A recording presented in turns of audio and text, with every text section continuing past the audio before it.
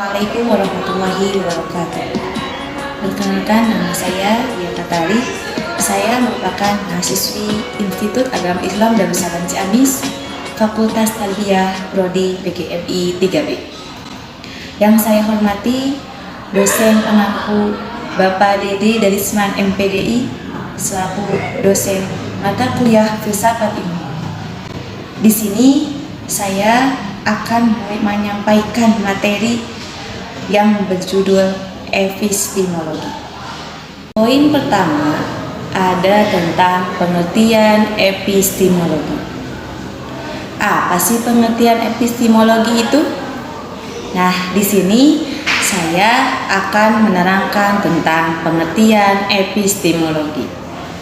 Menurut bahasa, epistemologi berasal dari bahasa Yunani yaitu episteme yang berarti pengetahuan dan logos yang berarti ilmu.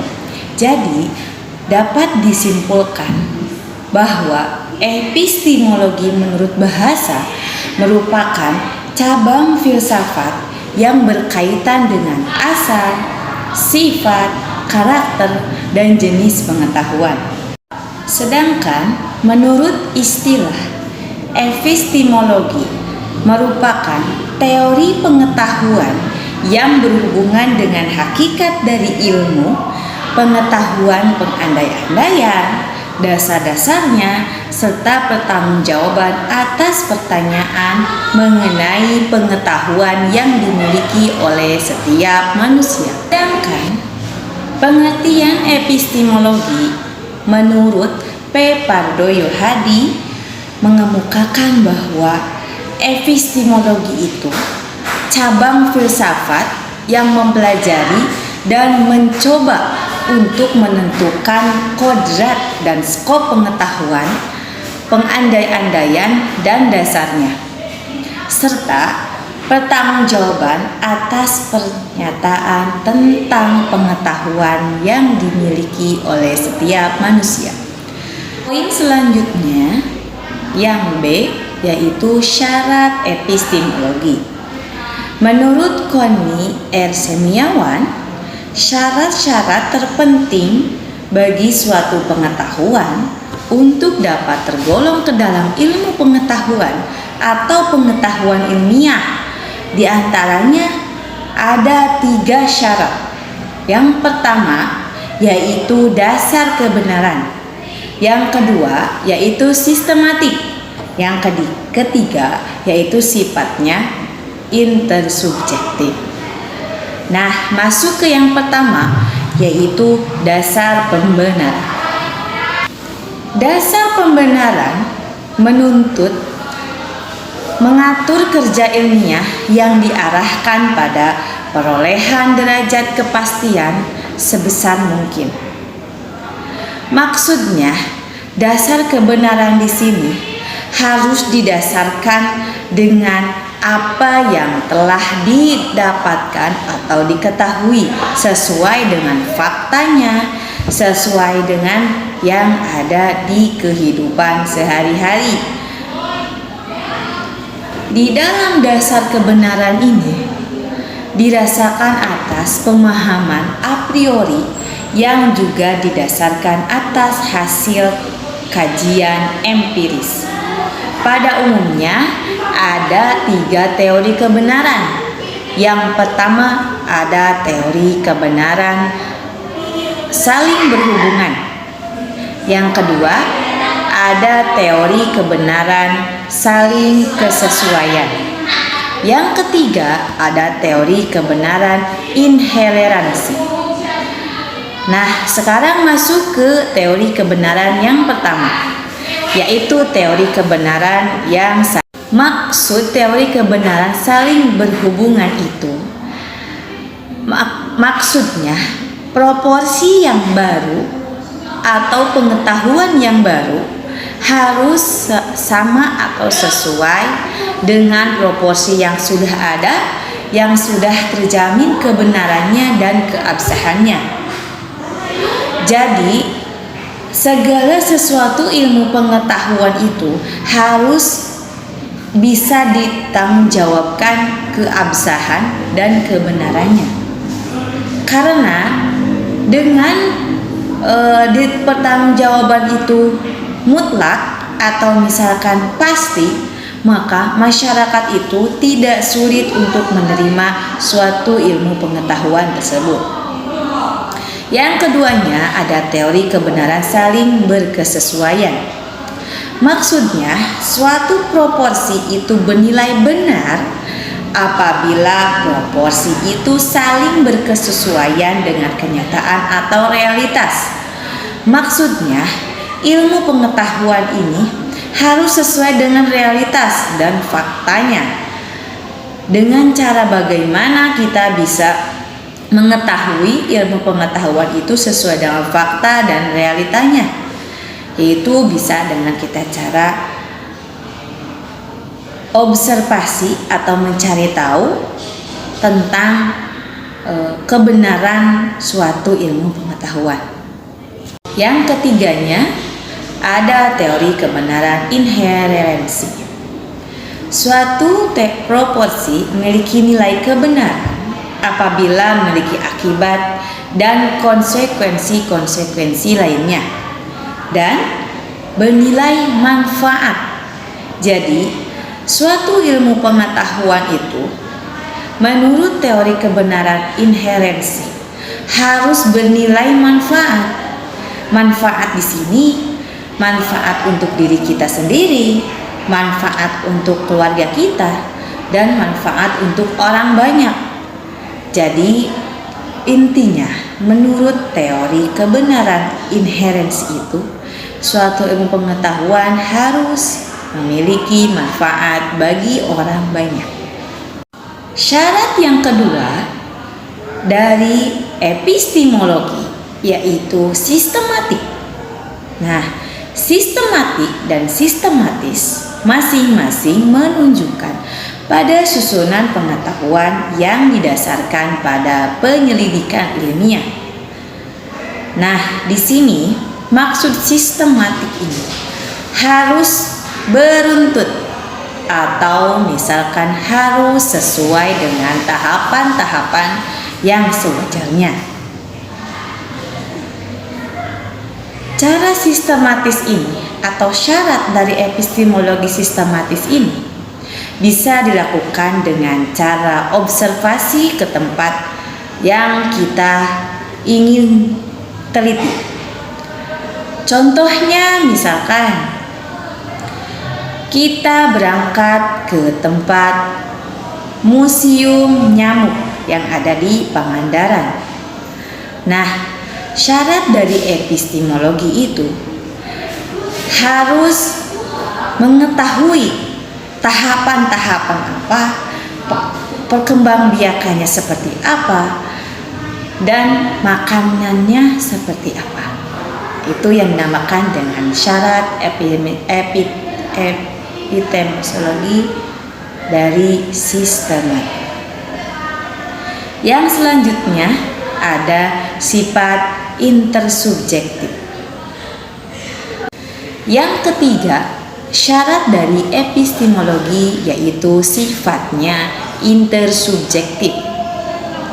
Istilah intersubjektif lebih eksplisit atau menunjukkan bahwa pengetahuan yang telah diperoleh seorang subjek harus mengalami verifikasi oleh subjek-subjek lain supaya pengetahuan itu lebih terjamin keabsahan dan kebenarannya. Maksud dari sifat intersubjektif ini, apabila kita menemukan suatu ilmu pengetahuan harus diakui oleh orang banyak.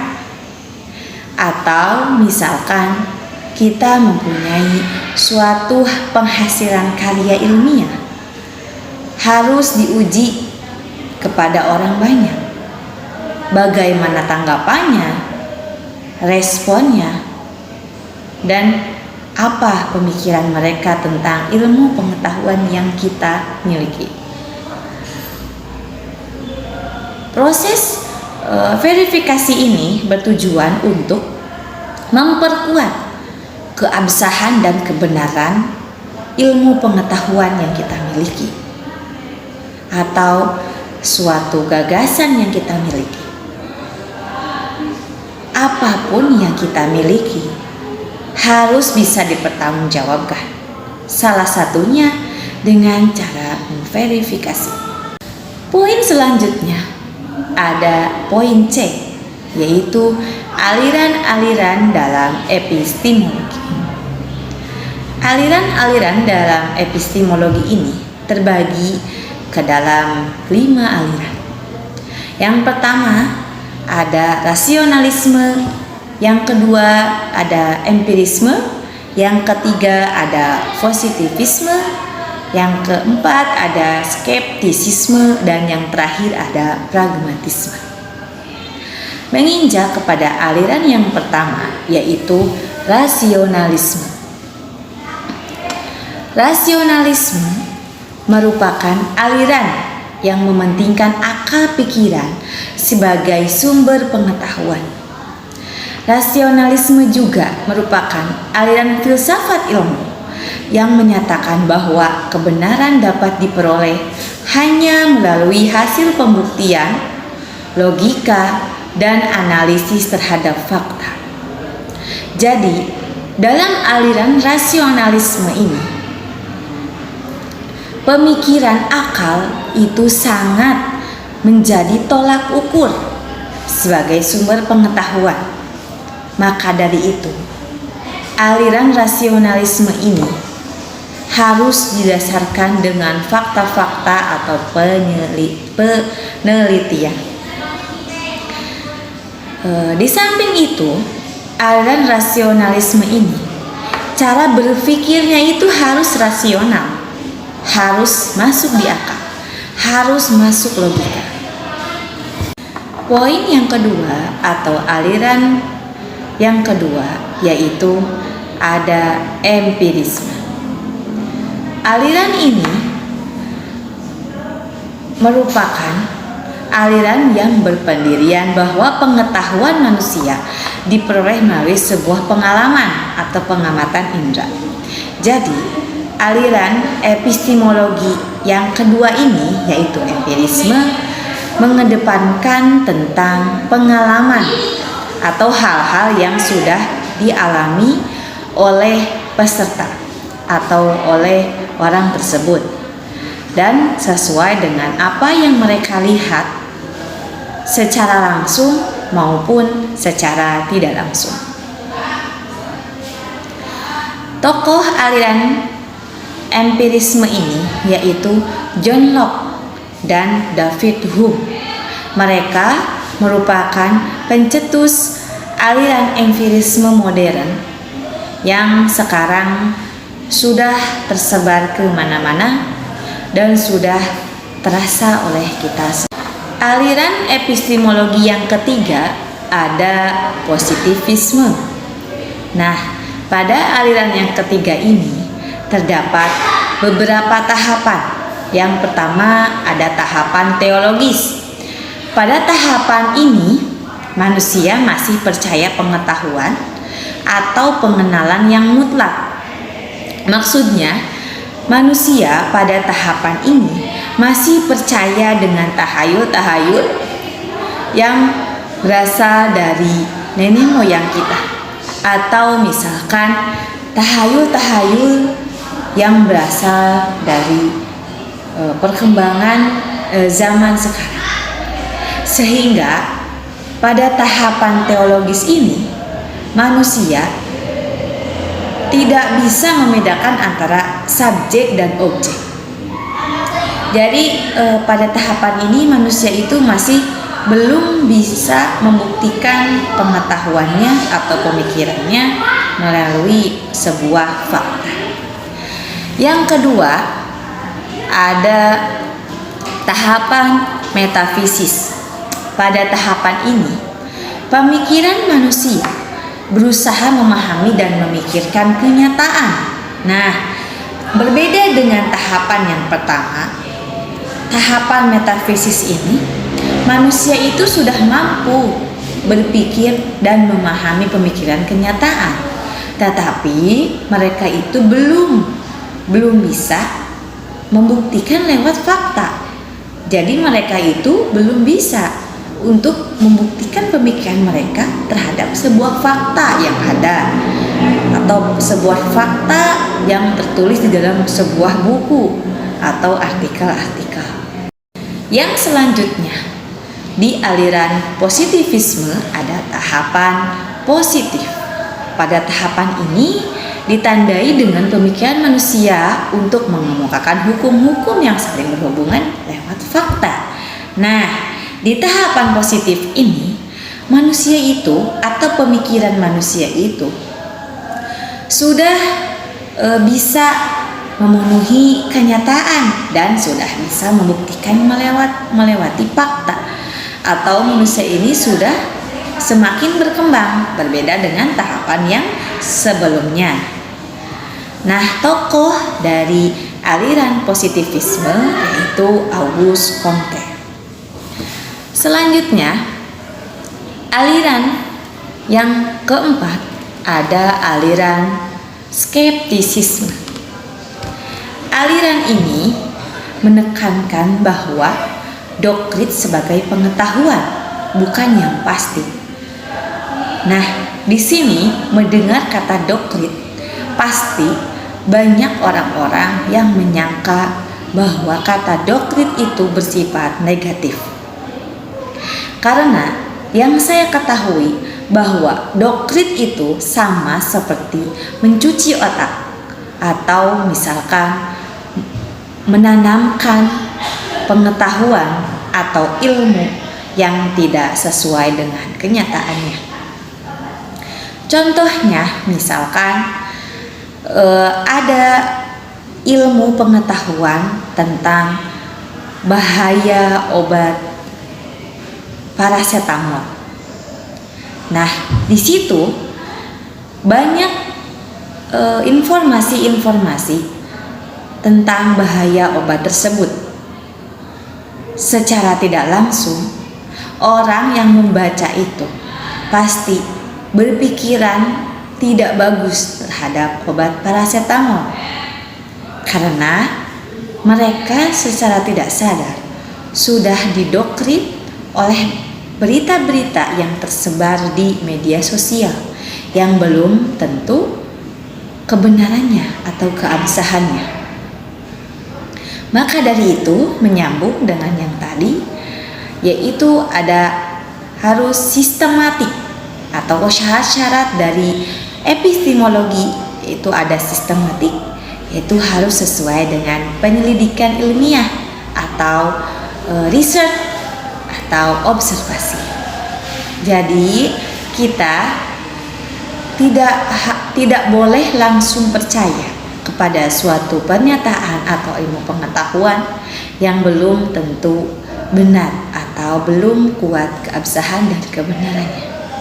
Poin yang kelima atau yang terakhir dari aliran-aliran epistemologi yaitu ada pragmatisme. Aliran pragmatisme ini merupakan aliran yang menegaskan bahwa pemikiran manusia menurut pada suatu tindakan. Dengan kata lain, kebenaran pengetahuan hendaknya dikaitkan dengan pemanfaatan dan sebagai sarana bagi perbuatan. Jadi, maksud dari aliran pragmatisme ini merupakan pemikiran manusia ini harus bernilai manfaat. Manfaatnya itu bukan dalam hal pemikiran saja, tapi dalam hal sarana dan prasarana dalam suatu perbuatan. Jadi contohnya misalkan pemikiran manusia tentang bagaimana caranya sholat yang baik atau bagaimana caranya cuci tangan yang baik. Nah, di sini itu si pemikiran manusia itu harus menghasilkan suatu tindakan atau suatu perbuatan yang dilakukan oleh si pendengar dari pemikiran manusia tersebut. Demikian yang dapat saya sampaikan. Mohon maaf bila masih banyak kekurangan. Wabillahi taufiq wal hidayah. Wassalamualaikum warahmatullahi wabarakatuh.